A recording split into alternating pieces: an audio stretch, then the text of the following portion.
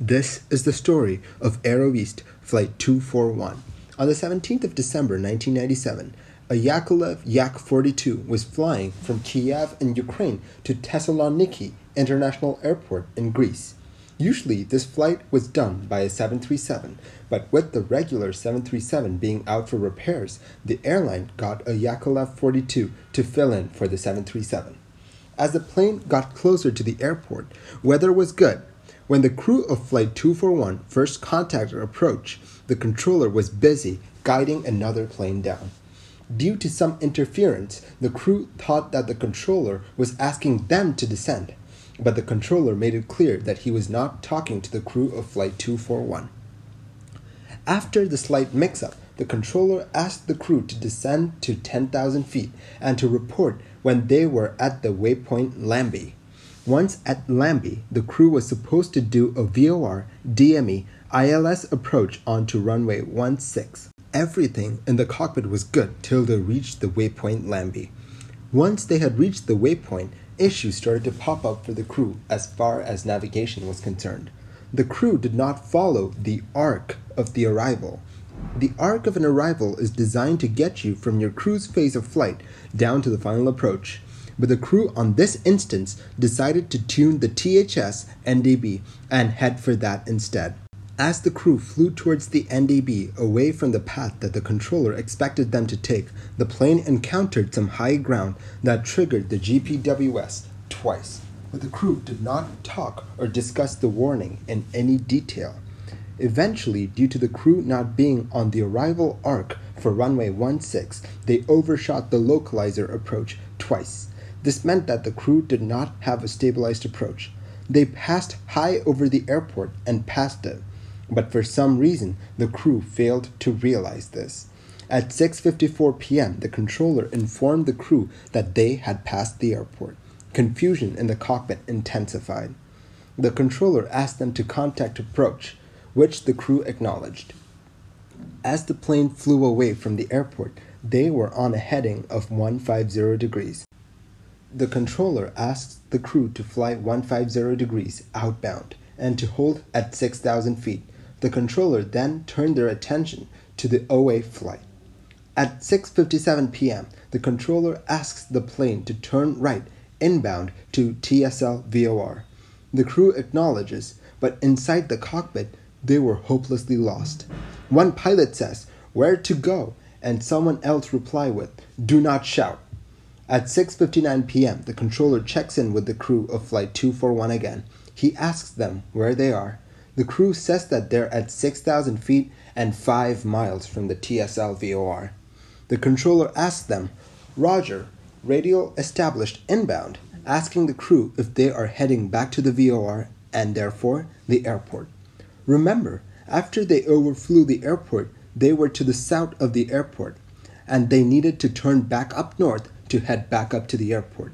The crew replies with, "Will be radio established." English was neither the pilot's nor the controller's first language. They were both proficient in English, enough to fulfill their job duties, but their lack of command over the language may have been making things worse. They weren't able to communicate the situation that was beginning to unfold in the skies above Greece. The controller now asked the crew to let him know when they were over the TSL VOR. At 7 p.m., the controller asked the crew to report when they were over the micro VOR. It is now easy to see that the controller was setting up the crew for another approach onto runway 16, but unknown to him, Flight 241 was nowhere near the micro VOR, or even the TSL VOR for that matter. Back on the flight deck, the crew were still tuning the VORs and navigation in general. At 7:01 p.m., the controller asks again, "Flight 241, have you passed over TSL proceeding micro VOR?" To which the crew replies, "Proceeding TSL." At this point, it seems like the VOR was finally tuned, and the co-pilot instantly says, "We're already passing outbound." The co-pilot realized that the plane was to the south of the airport. And that they weren't even heading in the right direction. Strangely enough, none of the other pilots picked up on this. The captain replies with flap positions. At 7:02 p.m., the controller again asks for their position. The crew says, position 10 miles from TSL VOR. The controller double checks, you are 10 DME, outbound TSL to the north. You see, the controller fully expected them to have passed over the airport, and now he expected them to be heading north. The crew acknowledges that they're to the north, when in fact they weren't. The controller comes back and asks, radial 344? Now, to understand this, we need to talk a bit about VORs and radials. We've talked about VORs in the past. A radial is like a spoke on a wheel. Think of a bicycle wheel. The VOR is at the middle of it, and the spokes are the radials. Each VOR has 360 radials arranged around it. So when the controller asked if they were on radial 344, he was asking if they were to the north of TSL VOR, heading away from it on radial 344. The crew started to reply, and they were cut off. The controller then told the crew to hold north of the airport. At 7:03 p.m., the controller asks if they're north again. The co-pilot says he's asking if we are heading north, attempting to clear up any ambiguity in the cockpit. With the affirmative response from the crew, the controller proceeds to give them landing clearance onto runway 16. The situation in the cockpit did not improve. The flight engineer says, so we are passing 270. The co-pilot responds with, heading 270, we are passing. The plane is no longer on a southerly track and was now flying westward. Still, this course was taking them away from the airport. It is now 7:05 p.m. and the cockpit is in chaos. No one's sure about the frequencies and communication was breaking down. The controller asks for their position again. They say that they're 8 miles from the DME. The controller asks them again if they are to the north of the DME, because that's where the controller expected the plane to be, to the north of the airport. The crew confirms that they are to the north of the airport. Soon afterwards, the captain says, stop, I don't understand what you have taken. Which heading are we passing? The crew are well and truly lost. The crew asks ATC for radar vectoring, but as luck would have it, Thessaloniki Airport did not have radar vectoring. The pilots were well and truly on their own. It's 7:09 p.m. The controller checks in with the crew of Flight 241. The plane should be nearing the airport by now, and the controller can't see the plane at all. The crew tell the controller that they are now 28 miles away from the DME. The controller asks, have you got an approach to runway 16? Well, where are you going? That, after all, is the most important question, isn't it? The confusion in the cockpit continued. The pilots did not have a good idea as to where they were. At 7:11 p.m., the flight engineer informs the captain that the ADF had been set up. They should be out of the woods now. The captain then said, so, turning right, we take heading back onto locator. The crew appeared to be getting back on track. They finally had a lock on the beacon, and they finally had an idea as to where they were. But at 7:12 p.m., the GPWS sounds. The crew discuss as they continue their turn. Then, 24 seconds later, as they talked about reaching the outer marker, the GPWS sounds again. This time, alarmed voices in the cockpit could be heard. Come on, climb, climb. How much have you told me to climb? This was the last recording on the CVR. The plane then crashed into a mountainous region. Here, you can see where the plane crashed in respect to the airport. This gives you a scale of how much the crew were off course by. The crash unfortunately killed all 70 people on board. To understand how a crew of 4 trained pilots could fly a plane so badly off course, you need to look at many things. First, let's look at the human factors at play here. The crew was underprepared to fly into Thessaloniki. This was their first time flying into the airport.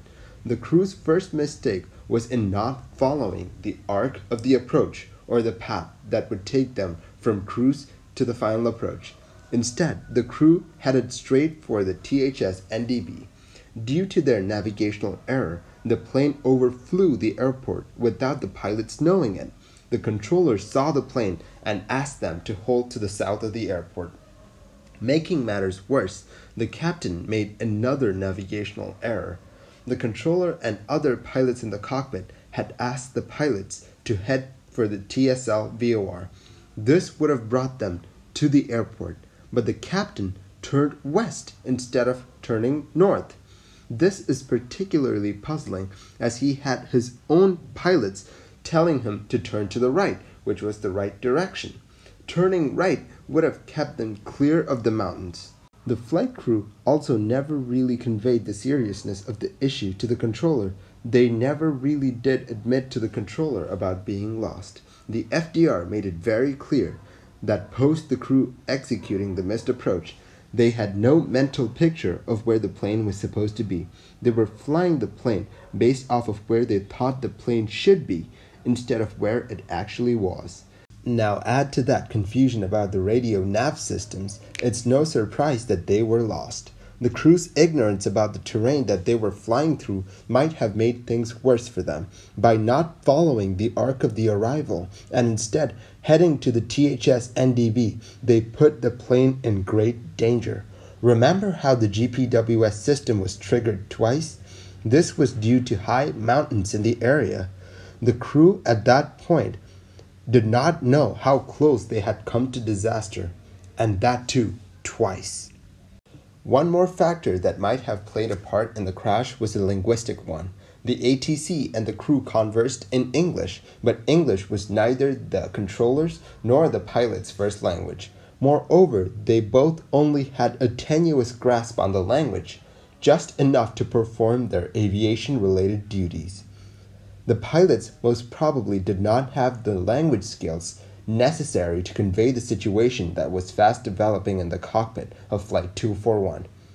With this, the fate of Flight 241 was sealed.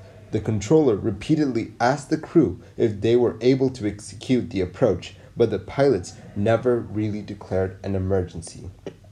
In a state of confusion about where they were and not knowing about the terrain that lay ahead of them, Flight 241 crashed into a mountain. Thank you for watching this episode of Mini Air Crash Investigation. A big thank you to Milos Airplane Fan for letting me use his amazing videos on my video. If you like this video, do consider liking and subscribing. It really helps the channel grow. I'll catch you guys next time.